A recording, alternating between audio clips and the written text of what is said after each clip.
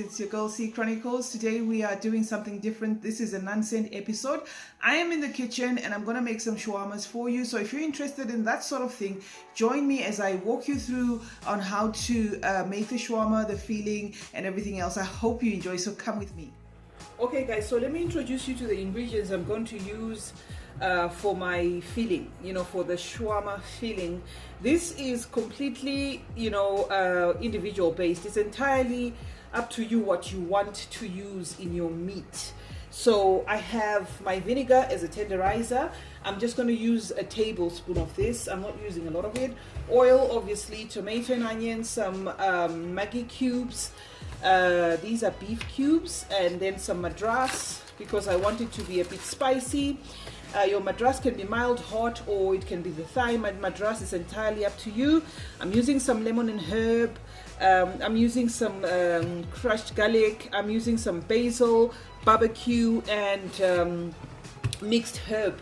So this is what we have. So what I'm going to start with is if you can just, now while my meat still has some water, the reason why I'm doing it like this is I'm not going to fry this. I just want the meat, the tomato and onion to be soft and, to be together, like in a cooked up together. So this is not to fry it or anything. This is just to add, somewhat of a, like a pasty way of presenting, my meat to look. So I'm not going to fry it as such. So I'll leave it like this. This is my pork. I'm just making mine with pork. I've chopped it out to very small pieces. Just hang on a second. Let me take the vinegar. Right, this is what I was talking about the vinegar. I just need about a tablespoon of vinegar. This is just to tenderize my meat, right? So after this is done, I'm going to put my Maggi cubes, I'm going to put all the spices I've shown you, and then I will show you after the meat is cooked, and then we'll set that aside and then start working on the shawarma dough. Okay, so after a while, your filling should look something like this. It shouldn't be watery, but all the ingredients that we put in there must have soaked in. The tomato, the onion must not be visible because obviously I'm going to make a salad, to add onto the shawarma. So there is no need to have soup. So I just, thought I should show you how, it should look after, like this. I have only like 5 or 10 minutes left, or even less. Then I'll switch it off. And that will be done with the meat. I will just put it aside and then we'll focus on the actual dough itself for the chapatis, or for the shawarma bread, whichever you're familiar with. Okay then. Now that we're done with our meat, I'm going to show you how to make the pita bread, right? I am working with measurements from my head because I've done this before, and when I'm making my shawarmas, it's usually for the family, so I just do as much as I can. So what the flour that I've put in here should be about 3.5 cups, 3.5 normal cups. So with this, I'm going to put some sugar, right? Sugar, because it's 3.5 cups, my sugar is about 3 tablespoons because I've used 3 teaspoons. I've used 1.5 tablespoons, so that equates to 3 teaspoons. And then the salt, usually it's salt to taste, so it depends on how much flour you've got. So with me, I'll just use 1.5 teaspoons. That should be fine. And then I will break an egg. 1 egg is usually enough, right? And then we're gonna need some yeast. Our yeast here, sorry, let me just take this out. Our yeast is gonna have to be a tablespoon, right? So that's basically the yeast we'll need. I'm gonna put just a little extra there to make sure my bread rises, nicely, right? And then I'm gonna add some milk. So the milk should be half a cup. Right, that's enough. And then I'm going to add some oil. The oil again should be about a tablespoon to a tablespoon and a half. Now that's it. Now we're going to mix this mixture. I'm going to cut it through. And I like finishing it with my hands, because I will use, I'll put some water in there to finish everything off. So I have to make sure I knead everything, to a point where I am satisfied that it's all mixed properly, right? So let's do the kneading. We're going to do the kneading while we're adding some water. And this water should be, according to when you're when your dough feels not sticky, not too, you don't want your dough too thin, and at the same time you don't want it too thick. So you'll see as I mix the consistency that we're going for, it's going to come out here, and I'll show you what you're aiming for. Just add another maybe quarter cup of milk, because I like my pita bread a bit tasty. And so this is just my home recipe, guys. It's not like I went to chef schools and stuff. So I'm just doing it according to the way I do it, and hopefully help somebody who has always wanted to make shawarmas at home, and was wondering how it's done. So right, so after this I'm going in with my hand, because the hand will always do it faster, right? So knead your dough, or make sure your dough is kneaded properly, guys, because this is where the whole trick is. Make sure your dough mixes properly. That's why I said I'm going to go in with my hands, because I've found that with this process the hands are always the best. Alright guys, so this is the consistency we are after. When your dough kind of like cleans its own container, that's the consistency we are after. So I'm going to take this dough and let it rest. I usually like, you can let it rest for a minimum of 20 minutes, but I like giving it time to rise, because after this I usually go back to my dough. I'll mix it halfway, mix it together again halfway when it's risen, and then I'll wait for it to rise again, and then I'll consider going cutting it into pita bread and then making it. So we leave it like this for about 30 minutes and then get to the next stage. Okay guys, so for our shawarma salad, this is what I'm using. I've got the cabbage, the mayonnaise, I've cut some, these are chopped onions, cucumber, and the chopped tomato. With your tomato, you need to get the hard one, you don't want a soft one. I've removed the insides of it, the juicy part, because I don't want my salad to turn watery. So what I'm going to do is I'm going to put everything in there, in this salad jar, or bowl rather, sorry. Right.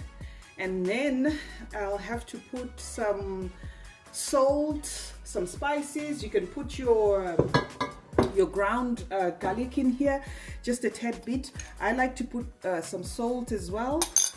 I like to squeeze my lemon. I find that with shawarma, I like it a bit soury, so this is the part to do that. You can put your yogurt in here, the plain yogurt, but with me I like putting my yogurt in the end, like in the sauce. You'll see when I show you the final shawarma. I'll show you how I like to put my yogurt, and the yogurt should be plain, remember, the plain yogurt with the one that's written active cultures or something, right? I should have used a strainer here, But like I said, this is just me doing what I'm doing at home. So I will take out these. You know, I just, you know how it's like, you know, eating and then coming across this lemon seed. But what happens here is these are the seeds you're seeing are from the cucumber.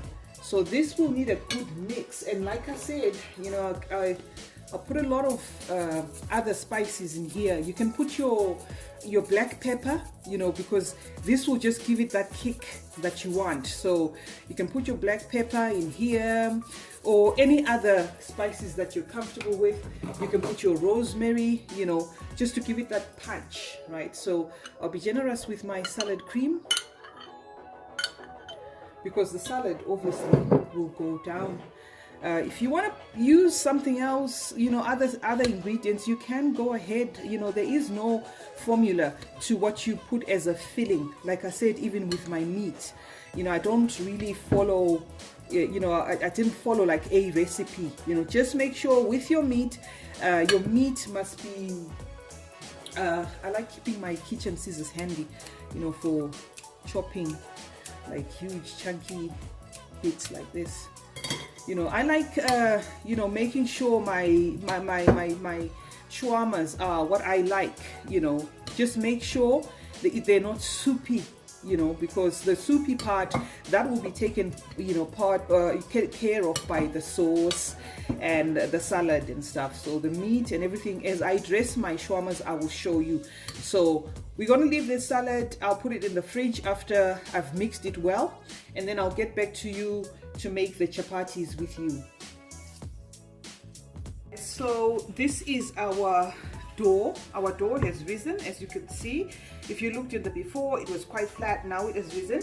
I've taken off the glove because I'm going to do a process that needs you know, a bit of time. So the glove is not going to work here. So I've washed my hands and I've taken off the glove. So I am going to knead it once more, you know, before you can see. You see my hand is coming out clean. So it shows us that our dough has, you know, really risen and it's perfect now.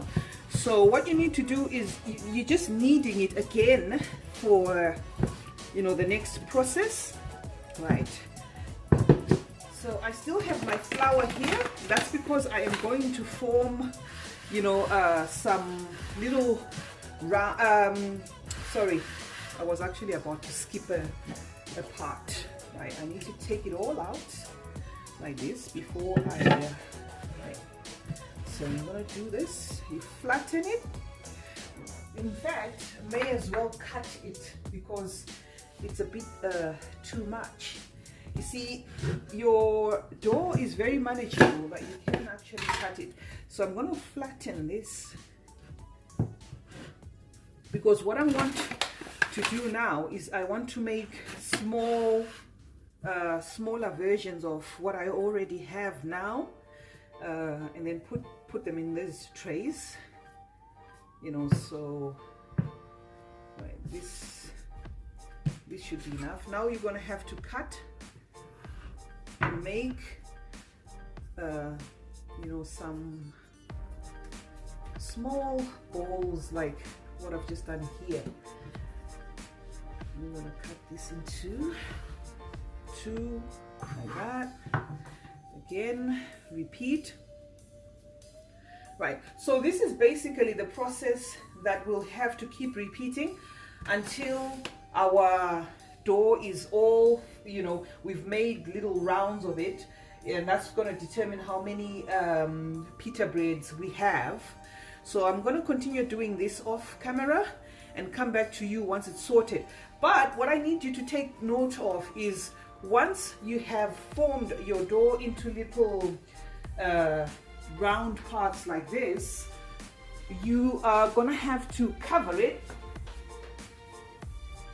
You'll cover it obviously with a clean tablecloth or something, and allow it to sit again for another 10 to 12 minutes.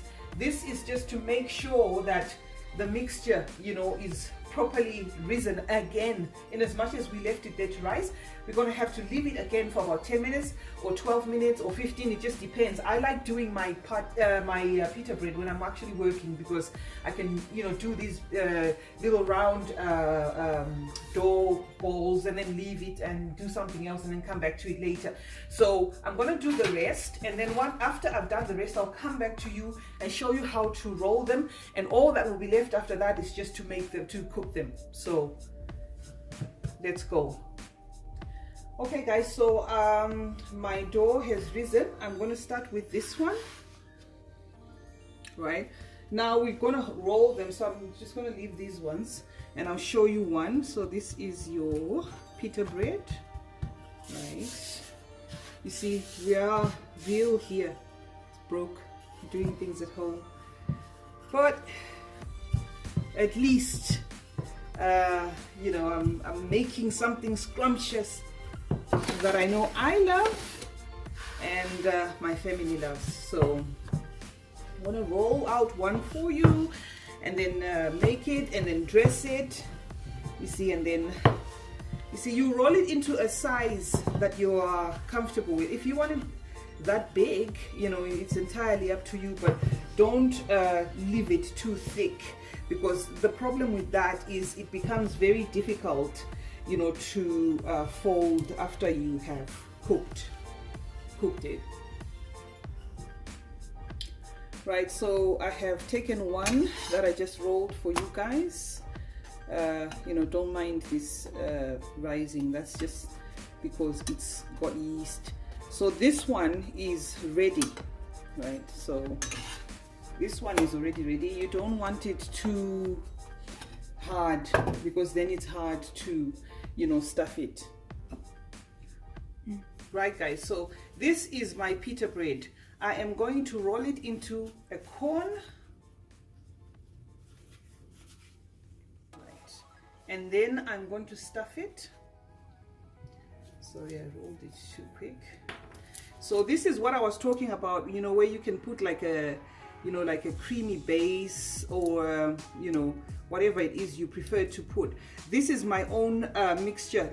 That's why it's so thick. It's not 1,000 islands as, you know, the container suggests. This is just my mixture that I came up with. So then you roll it like this, and what I usually do is I will start, say, you know, with the salad, just a teaspoon of the salad, you know, teaspoon of the meat, salad again, meat again, salad again, you know, a little bit of meat again, right, and then more salad, you know. So the salad is creamy. This is gonna be like super creamy and yummy. So basically that was it guys for today. This has been my recipe, my shawarma, homemade shawarma recipe for you. Unfortunately I don't have, you know, any like foil to fold it or anything, but at the end of, you know, at the end it should look something like this. So, you know, after it folds and gets a bit comfortable, this is, you know, I just did it so fast for the video, but after it folds it just stays like that. So, you know, you lift it and enjoy the yumminess. So that was it guys. Enjoy. I hope you enjoyed this video. Like, comment, share and subscribe, and remember to turn on the post notifications. This has been CeeChronicles in a non-scent episode. I hope you enjoyed. Cheers.